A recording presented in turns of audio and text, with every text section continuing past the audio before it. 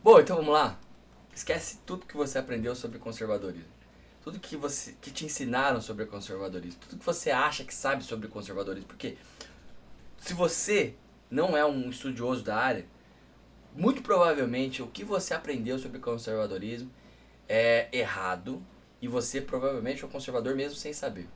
Então hoje o que se ensina por aí é justamente que o conservador é sinônimo de retrógrado, de reacionário, de alguém que é avesso à mudança, fechado para o diálogo, é um moralista, é um tolerante, é um autoritário, é conversa fiada. Então é caricaturas, estereótipos que não só são desonestos, são ignorantes, porque eles distorcem o que Edmund Burke, Russell Kirk, Roger Scruton, Michael Oakeshott, Maestre, etc. Né? Tantos outros discutiram, defenderam e viveram.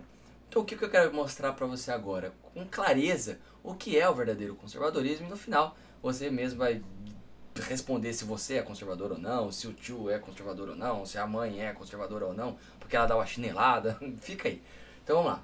Então o conservadorismo ele não é um partido político, tá? Ele não é uma ideologia, ele não é um time onde se disputa contra o pessoal de esquerda.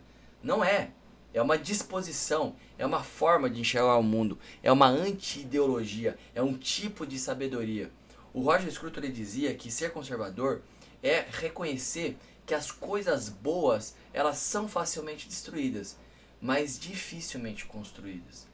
Esse é um dos pilares do pensamento conservador. O Russell Kirk ele dizia, né, na mentalidade conservadora, leia esse livro, se você gosta do tema, é preservar as coisas permanentes. O Burke chamava de política da prudência. Sabe por quê? Porque o conservadorismo ele parte de um princípio simples. O mundo é complexo, o ser humano é falho. As soluções fáceis quase sempre vão piorar o problema do que resolver.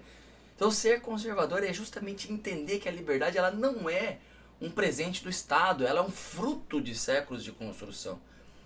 Não é um progresso verdadeiro sem responsabilidade. É entender que a civilização ela é frágil. O tecido social é frágil. Hoje mesmo eu estava assistindo um vídeo sobre e se a luz acabar no mundo?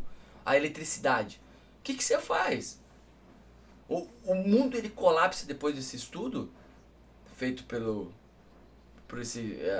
quem estava falando. O mundo colapsa em um mês, 3 meses, você já não tem mais nada do que restava da sociedade anterior. Então, nós somos extremamente frágeis e precisamos de proteção. Então, fica aí, vamos tentar entender agora, olhar por dentro dessa coisa toda. Então, por que se você se reconhece, se reconhecer nos pilares, você não pode aceitar que de fato existe algo que você tanto desconhecia e que não queria saber se você tivesse pulado esse vídeo e não tivesse aqui até agora. Vamos lá. Primeiro pilar. Tem vídeo sobre os pilares do conservadorismo aqui no canal. Aqui é uma outra forma de dizer a mesma coisa.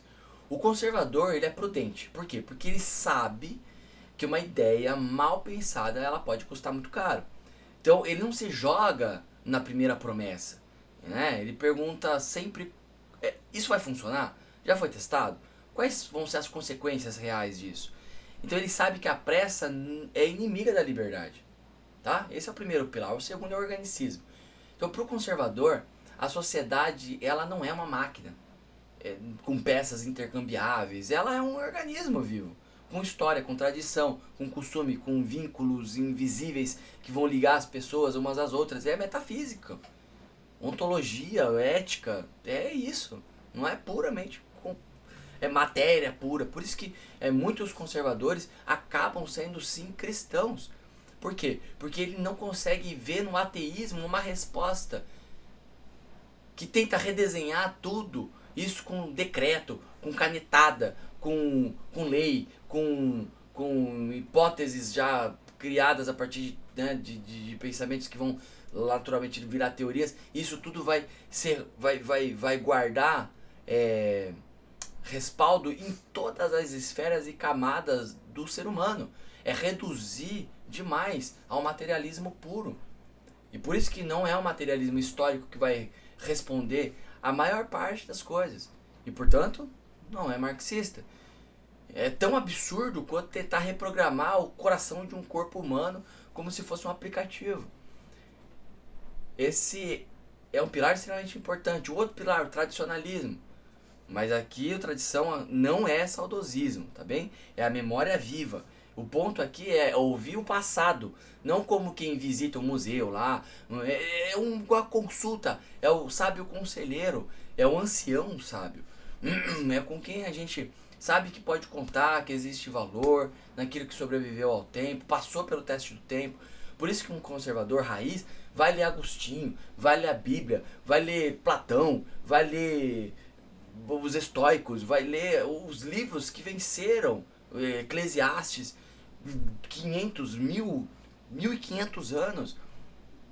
Não vai pegar lá na seçãozinha de livraria, pegar o primeiro título lá, best-seller. É horroroso na maior parte das vezes. Quase, se é best-seller, 90% de chance de ser ruim. Né? Então, por quê? Porque não venceu o teste do tempo. Passou pelo teste do tempo, aí beleza. A tradição, então, é o que vai nos conectar com o que veio antes do que... o que veio antes, né, vai conectar aquilo que até aqui nos trouxe para aquilo que virá. Né? O que Burke dizia, a nossa sociedade é uma aliança entre os vivos, os mortos e os que ainda não nasceram. É o que nos insere numa história maior do que nós mesmos. E o outro? O outro é o ceticismo político. O conservador ele não acredita em Salvador, ele não acredita em Messias, ele não acredita em mito. Então, assim, por mais legal, né? Óbvio, se você tiver um 13 lá, um 22, vai no 22, vai fazer o quê? Mas não é uma... Ele não espera que o Estado regenere a humanidade. Ele sabe que a política tem limite. Ele sabe que o poder corrompe.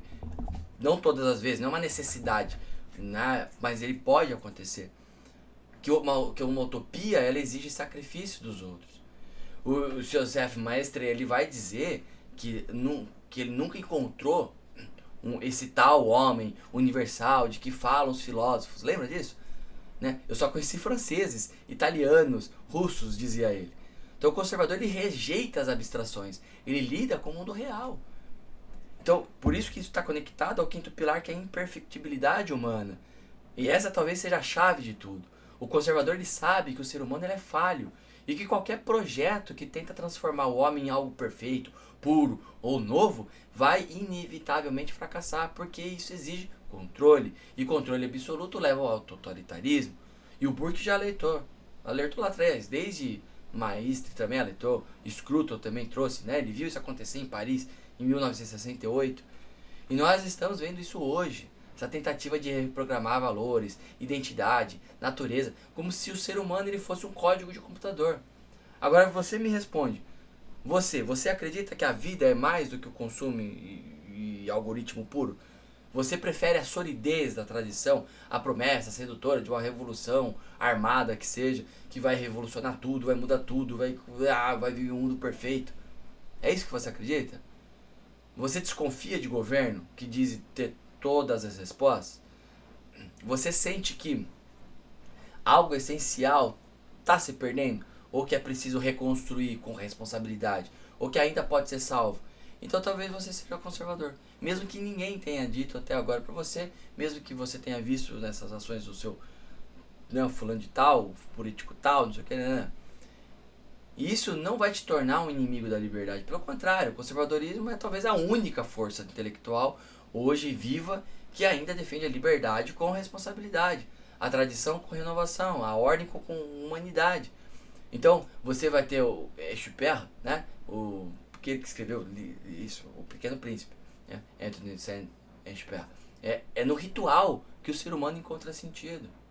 O Eliot, ele escreveu que as máquinas elas funcionarão perfeitamente, enquanto os homens enlouquecem. Né? O Benoit, ele vai falar que o mundo vai ser dominado não pela força, mas pela ditadura do bem-estar. Ele já profetizou isso lá atrás. O Alain de Benoit, quando ele falava que, acerca dessas coisas, que quando se destrói a cultura, né, o pertencimento, a tradição, o que sobra é o quê? é um indivíduo isolado, manipulável, à mercê do Estado, do mercado. Então, se você não quer isso, se você já entendeu, eu tô deixando aqui também na descrição aí, link para curso, e-book, fica à vontade, né? E a gente vai, não precisa comprar nada disso não. Eu vou colocando aos poucos aqui vídeo no canal, desde que tenha engajamento, desde que tenha likezinho, desde que a gente, né, tenha aí uma construção de conhecimento coletivo, por que não, tá bem? Então era isso que eu queria compartilhar, espero que tenha sido útil para você e nos vemos numa próxima oportunidade. Um grande abraço.